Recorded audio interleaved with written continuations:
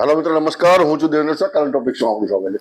મિત્રો અમદાવાદ મ્યુનિસિપલ શહેરના સર્વે કહેવાય તેવા અમદાવાદ મ્યુનિસિપલ કમિશનર સાહેબે થોડા દિવસ પહેલા એક જાહેર નોટિસ આપી હતી અને જેમાં તેમણે સ્પષ્ટ જણાવ્યું હતું કે ચોમાસાની સિઝનમાં વરસાદી સિઝનમાં અંડરપાસમાં પાણી ભરાય બેરિયર્સ લાગેલા હોય તેમ છતાં કોઈ નાગરિક અંદર જાય અને મરી જાય, અકસ્માતે મરી જાય, તેનું અવસાન થાય તો જવાબદારી કોર્પોરેશનની રહેશે નહીં।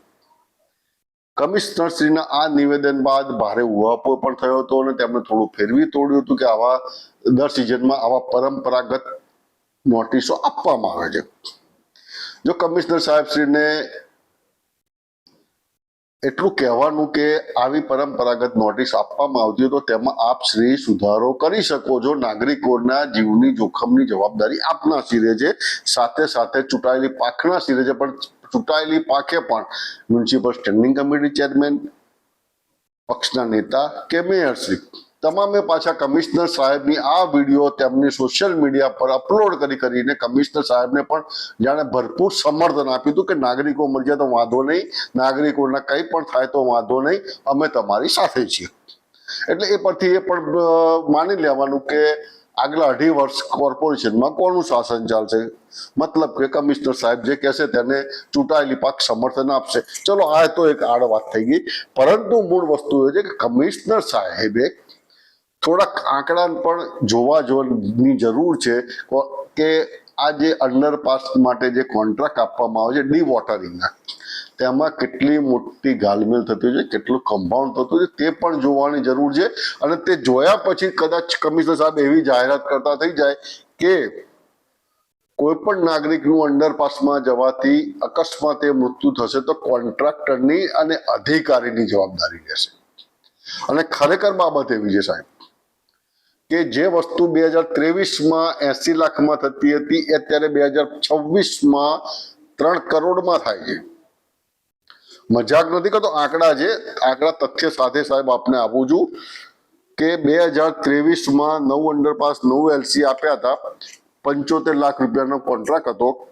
5 મહિના, આમ તો વરસાદની સિઝન એટલે 5 મહિનાનો જ કોન્ટ્રાક્ટ હતો, તે સમયે 5 મહિનાના અધિકારી કોઈક સારા હશે બિચારા 5 મહિના માટે જ આપ્યું હતું કે વરસાદની સિઝનમાં કામ કરો।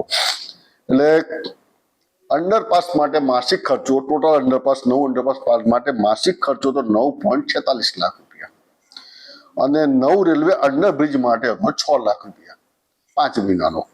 એમ કરતા કરતા કંઈક 77.30 લાખનો ખર્ચ થયો હતો। 2024માં આ ખર્ચો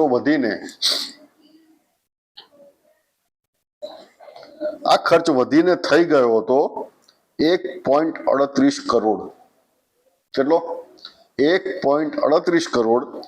એમાં અંડરપાસ માટે પેલા જે અગાઉ 9.46 લાખ હતા એ થઈ ગયા સીધા 17 લાખ અને રેલવે અંડરપાસ માટે હતા જે 6 લાખ હતા 2023માં, એ 2024માં થઈ ગયા સીધા 9 લાખ રૂપિયા। આ એક મોટું આંકડાકીય જે કોન્ટ્રાક્ટ આપેલા જે ઓન પેપર છે, જેના પેમેન્ટ ચૂકવાઈ ગયા છે તે જ આપને બતાવું છું। હવે પછી શું થયું સાહેબ કે અધિકારીઓના મનમાં અને કોન્ટ્રાક્ટરના મનમાં કદાચ એમ થયું હશે કે 1 વર્ષના કોન્ટ્રાક્ટમાં મજા નથી આવતી સાહેબ, આપીએ છીએ મોટું શું તો લઈશું, લેવા પણ મોટું જેવું કોન્ટ્રાક્ટરનું થયું હશે કદાચ, એટલે એમણે સીધા 3 વર્ષના કોન્ટ્રાક્ટ માટે ડિમાન્ડ કરીને અધિકારીઓ 3 વર્ષનો કોન્ટ્રાક્ટ આપી દીધો। સ્ટેન્ડિંગ કમિટી વાતે ગાતે 2025માં એ કોન્ટ્રાક્ટને મંજૂર પણ કર્યો। 3 વર્ષ માટે 9 અંડરપાસ, કેટલા? 9 અંડરપાસ આપી દીધા 3 કરોડ કરતા પણ વધુ રકમમાં। મતલબ કે જો 5 મહિનાનો વરસાદી સિઝનનો ગાળો ગણીએ તો જે આગલા વર્ષે 2024માં 9 રેલવે અંડરપાસ 9 લાખ રૂપિયામાં હતા એ થઈ જશે સીધા 20 લાખ રૂપિયા થાય। હવે આની અંદર ચૂંટાયેલી પાંખ, પ્રજા, પત્રકાર મિત્રો વગેરેની આંખમાં ધૂળ નાખવા માટે એક લીટી એડ કરવામાં આવી કે આ ડીવોટરિંગ કરવા ઉપરાંત 12 મહિના પમ્પિંગ સ્ટેશનની સાચવણી માટે 1 માણસ રાખવાની જોગવાઈ હવે મને એ ખબર નથી પડતી કે પમ્પિંગ સ્ટેશન જો 5 મહિના વરસાદ પછી પમ્પિંગ સ્ટેશન તો ઓપરેટ થવાનું નથી, તો ત્યાં 12 મહિના માણસ રાખ એટલે બાકીના 7 મહિના માણસની જરૂર શું છે? કોઈ જ નથી. મશીનરીને જો તમે મહિને ખાલી સાફ કરો કે જે બી હોય, કારણ કે જે રાખે છે એ સાફ તો કરતા જ નથી, પણ તેમ છતાં એકવાર લોક એન્ડ કી થઈ જાય તો ત્યાંથી મશીનરી ચોરાય એવી કોઈ શક્યતા નથી હોતી, એટલી મજબૂત રીતે ઇન્સ્ટોલ કરેલી હોય છે. તેમ છતાં આવી શરત ઉમેરીને 2025માં 9 અંડરપાસ માટે આ રીતે કોન્ટ્રાક્ટ આપી દેવામાં આવ્યો કે સીધા 3 વર્ષ માટે તમે લેર કરો. અને 2026માં એટલે જો 2026માં પણ એ કોન્ટ્રાક્ટ ચાલુ છે, પરંતુ જ્યારે ગત 21 થી 26ની ટર્મમાં છેલ્લી સ્ટેન્ડિંગ કમિટી મળી, જે દિવસે ₹2500 કરોડના ઐતિહાસિક કામો મંજૂર થયા હતા, તે દિવસે એક બીજું કામ પણ મંજૂર થયું, જેમાં 12 અંડરપાસ માટે ₹1,61,02,753 નો કોન્ટ્રાક્ટ માત્ર એક જ કંપનીને આપી દેવામાં આવ્યો. અગાઉ કહ્યું એમ લખે છે 12 મહિનાનો કોન્ટ્રાક્ટ કે 7 મહિના પેલા પમ્પિંગ સ્ટેશનની સાચવણી કરી. હવે તમે એમાં મિનિમમ વેજીસ પ્રમાણે ગણો તો 15,000 કે 20,000 જે બી પગાર થતો હશે, તો એના 12 મહિનાના 12 દુ 24 2.5 લાખ રૂપિયા થાય. 12 દુ 24. તેમ છતાં જો 12 મહિનાનો કોન્ટ્રાક્ટ ગણીએ છે તો પ્રતિ માસ 12 મહિનાનો કહું 13.41 લાખ રૂપિયા ચૂકવશે. અને 5 મહિના ચોમાસાની સિઝન પૂરતો કોન્ટ્રાક્ટ આપણે ગણી કે કામ તો 5 મહિનાની ચોમાસાની સિઝન છે, તો 32.20 લાખ રૂપિયા માના ટેકનો કંપનીને, જેને 1,54,00,000ની અંદાજિત કિંમત કરતા વધારે આપી નેગોશિએશન કરીને 1,61,00,000 રૂપિયા એક વર્ષમાંનો કોન્ટ્રાક્ટ આપી દેવામાં આવ્યો છે. આ એક વાત થઈ. મતલબ કે 2024માં જ્યાં 17 લાખ હતા, 2023માં જ્યાં 9.46 લાખ હતા 5 મહિના માટે, એ વસ્તુ 2026માં 32.20 લાખ રૂપિયામાં થશે. અહીં મજાની બાબત સાહેબ એ છે કે આ ડીવોટરિંગના કોન્ટ્રાક્ટમાં કોન્ટ્રાક્ટરના સિરે ખાલી 2 માણસ આપવાના હોય છે. કેટલા? 2 માણસ. પંપ કોનો? તો કે કોન્ટ્રાક્ટરનો,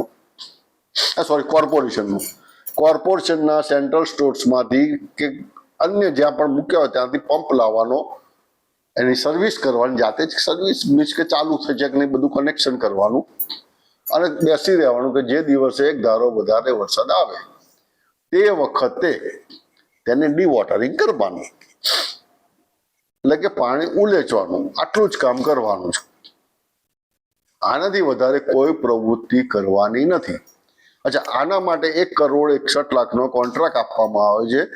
તેમ છતાં કમિશનર સાહેબ એમ કહે છે કે જો કોઈ પણ નાગરિકની જાનહાનિ થશે તો તેની પોતાની જવાબદારી રહેશે, અમે કશી જવાબદારી રહેશે નહીં. આના કરતા પણ બીજી બાબત એ છે સાહેબ કે અમદાવાદ મ્યુનિસિપલ કોર્પોરેશન દ્વારા 20 અંડરપાસમાં, કેટલા? 20 અંડરપાસમાં ઓટોમેટિક બેરિયર્સ લગાવી દેવામાં આવ્યા છે.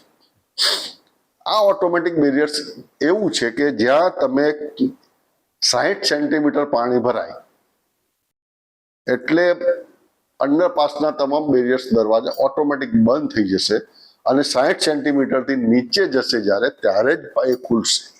લેવલિંગ એક અંડરપાસ દીઠ તેનો 12 લાખ રૂપિયાનો ખર્ચો થયો છે ઓટોમેટિક માટેનો. હવે જો આ ઓટોમેટિક બેરિયર્સ લગાવી દેવામાં આવે 12 લાખના ખર્ચે પ્રતિ અંડરપાસ, તો પછી એ બંધ હોય 60 સેન્ટીમીટર કરતા ઓછા પાણીને જે ખુલતા હોય, તો પછી ત્યાં નાગરિક જાય કઈ રીતે? નંબર 1. અને શા માટે જાય? નંબર 2, તમે કોન્ટ્રાક્ટરને 2 માણસો સોંપ્યા છે કે 2 બ્રિજની બંને તરફ ક્રોસમાં ઉભા રહે, તો પછી કઈ રીતે કોઈ વ્યક્તિ વાહન લઈને જઈ શકે? નંબર 2. નંબર 3, ભૂતકાળમાં એક બનાવ એવો બનતો કે એએમટીએસ કે એસટી ઘૂસી ગઈ હતી કઈ બસ, તો જો આટલી બધી ઓટોમેટિક બેરિયર્સ તો આપણે લગાવ્યા, પણ પેલા સાદા બેરિયર્સ પણ હતા બંધ થયા ફાટક, તો પછી આ બસો કેમ ઘૂસી હતી? નંબર 3, કોન્ટ્રાક્ટર શું કરતા હતા? વર્ષે આ 5 મહિનાના કરોડ રૂપિયા જો ચૂકવાતા તો કોન્ટ્રાક્ટર શું કરતા હતા? કોન્ટ્રાક્ટરના માણસો શું કરતા હતા? તે પણ સવાલ છે. અને છેલ્લી વસ્તુ એ છે કે કોર્પોરેશનના અધિકારી કે જેના હાથમાં કોન્ટ્રાક્ટ આપવાની સત્તા છે, એસટીપી વિભાગના અધિકારીને જેના હાથમાં કોન્ટ્રાક્ટ આપવાની સત્તા છે, અને જે કોન્ટ્રાક્ટર છે, આ લોકો ત્યાં શું ધ્યાન રાખે છે? કઈ રીતે કામગીરી થાય છે? 5 મહિનાની કામગીરી બાદ 5 મહિના આમ તો 4 મહિનાનું ચોમાસું હોય તેમ છતાં 5 મહિનાનો કોન્ટ્રાક્ટ અપાય છે. તો પછી શહેરના નાગરિકોની જવાબદારી તમે શા માટે નથી લેતા? જો કરોડો રૂપિયા ચૂકવાતા હોય, જો તમે ત્યાં સિક્યુરિટીની ગોઠવણી કરતા હોય, જો તમારી પાસે ત્યાં ઓટોમેટિક બેરિયર્સ હોય, જો તમે ત્યાં ગાડી ડી વોટરિંગ માટેનો આટલો મોટો કોન્ટ્રાક્ટ આપતો હોય, તો પછી નાગરિકોની જવાબદારી શા માટે નથી લેતા? એટલા માટે નથી લેતા કે ચૂંટાયેલી પાંખને તેમની પર 4 હાથ છે. જેમ મેં અગાઉ કહ્યું એમ કે mayor Shri, standing chairman Shri, પક્ષના નેતાશ્રી અને બીજા બધા મહાનુભાવો જ્યારે કમિશનરના નિવેદનને, કમિશનર જે નિવેદન આપે છે તેને પ્રોત્સાહન આપીને તેમને સોશિયલ મીડિયા પર શેર કરતા હોય અને એમ કે આ પરંપરાગત રીતે અપાતી નોટિસ છે, તો તેમાંથી નાગરિકની જાનહાનિની જવાબદારી પોતાની રીતે તે શબ્દ દૂર કરો અને તેમાં લખો કે તેમાં કોન્ટ્રાક્ટર અને અધિકારીઓની જવાબદારી રહેશે. ગયા વર્ષે 8 થી 10 વ્યક્તિઓ આવી રીતે ખૂબ જ ખરાબ રીતે મૃત્યુ પામ્યા હતા. ઓઢવમાં એક બાઇક ચાલક ગરકાવ થઈ ગયો હતો. નારોલ મટન માર્કેટમાં એક દંપતી જીવતા વાયર પકડતા ત્યાં સ્થળ પર જ તેમનું મૃત્યુ થઈ ગયું હતું. એ વખતે આ જ કમિશનર મિસ્ટર એમ બંછાનિધિ પાનીએ મોટા દાવા કર્યા હતા. તો પછી તેમણે શા માટે હજી એવું કહેવું પડે કે અમારી જવાબદારી નથી રહેતી, નાગરિકો મળશે? ભાઈ, તમારી જવાબદારી છે. તમે પગાર લો છો, તમે પ્રજાના રૂપિયે એસી ચેમ્બરમાં બેસો છો, પ્રજાના રૂપિયે એસી ગાડીમાં ફરો છો અને પ્રજાના રૂપિયાના બંગલામાં તમે રહો છો, એટલે તમારી જવાબદારી છે. ચૂંટાયેલી પાંખને પણ શરમ આવી જોઈએ કે તેમની આવી બાબતો શેર કરી રહી છે, કારણ કે તમે પણ પ્રજાના મતથી જ ચૂંટાઈને આવ્યા છો અને ચૂંટણી જીત્યા છો, અને જેના કારણે તમને એસી ગાડીને એસી ચેમ્બર મળી રહી છે. શરમ કરવાની બાબત છે આ. આશા છે આ વિડીયો આપને પસંદ આવ્યો હશે. જય ભારત, જય હિન્દ, જય જય ગરવી ગુજરાત.